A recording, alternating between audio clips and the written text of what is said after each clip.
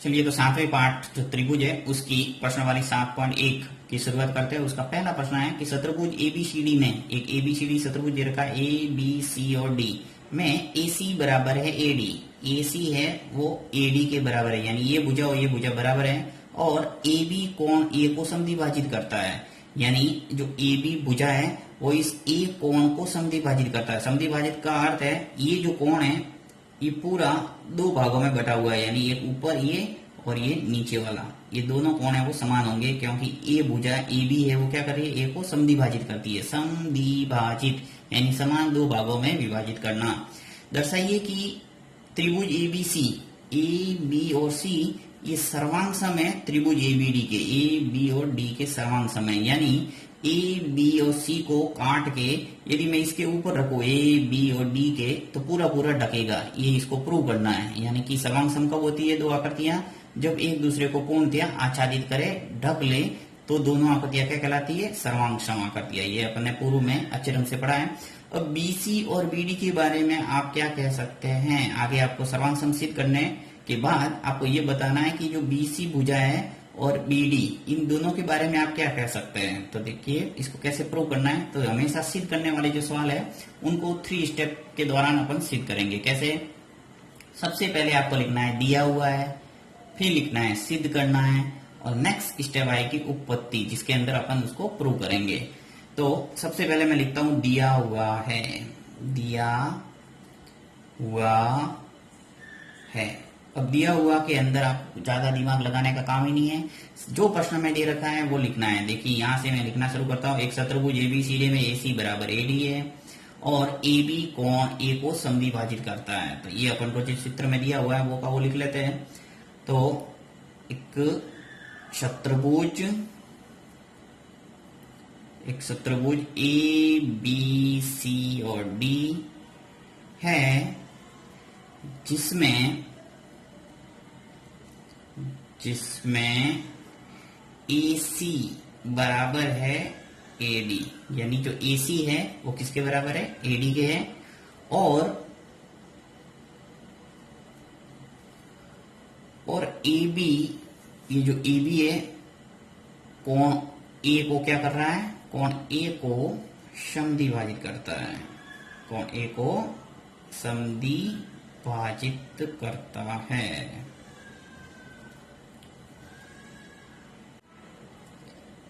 दिया हुआ था ये लिख लिया, जो प्रश्न में था वो का वो। अब नेक्स्ट जो स्टेप आएगी वो है सिद्ध करना, यानी जो आपको वो प्रश्न के अंदर सिद्ध करने का बोला है, प्रूव करने का बोला है, वो आपको लिखना है, सिद्ध करना है।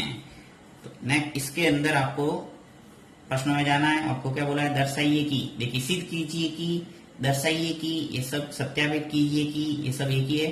तो दर्शाइए कि त्रिभुज एबीसी सर्वांग सम है त्रिभुज एबीडी के। तो यहाँ लिखते रहता हूँ ए बी और सी सर्वांग सम प्रूव करना आपको त्रिभुज ए बी और डी के।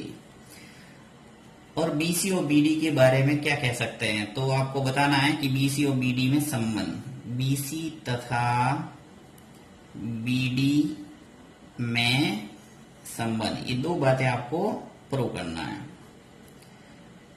तो प्रूव करने के लिए जो स्टेप आती है उसका नाम है उपपत्ति, और उपपत्ति के अंदर प्रूव करेंगे। देखिए प्रूव का अर्थ ये है कि आपको सर्वांग समता के जो गुणधर्म पढ़े उसमें से सर्वांग समता का कौन सा गुणधर्म लगेगा ये आपको यहाँ देखना है। तो सबसे पहले दोनों त्रिभुज ले लेता हूँ। देखिए यहाँ पे मैंने दो त्रिभुज लिए, ए बी सी और ए बी और डी, दो त्रिभुज दिख रहे हैं। तो दोनों त्रिभुजों को ले लेता हूं मैं कि त्रिभुज ए बी सी तथा त्रिभुज ए बी और डी में, ए बी डी और ए बी सी, ये दोनों त्रिभुज ले लिया। अब इनके अंदर आपको स्पष्ट रूप से दे रखा है कि जो AC है वो किसके बराबर है, AD। ये देखिए AC है वो AD के बराबर है, ये दिया हुआ है के अंदर अपन ने लिखा था।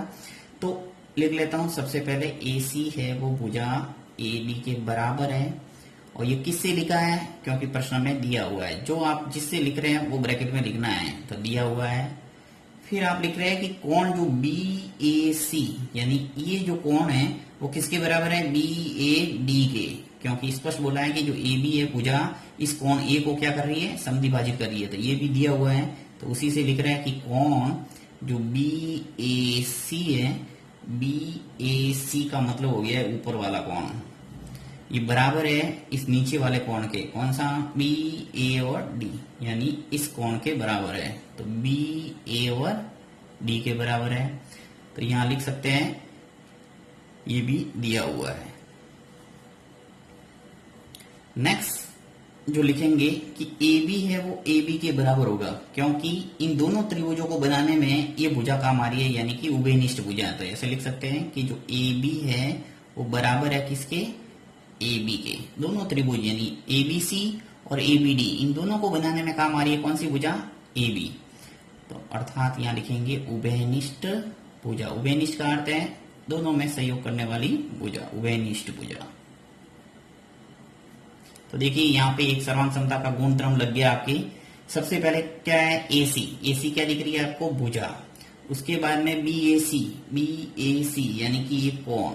उसके बाद में आ रहा ए बी, ये ए बी, अर्थात क्या देखा आपने, भुजा फिर कोण और फिर भुजा। तो यहाँ पे भुजा कोण भुजा गुणधर्म से अपन कह सकते हैं कि दोनों त्रिभुज है वो सर्वांग सम है। तो यहाँ लिख लूंगा मैं कि भुजा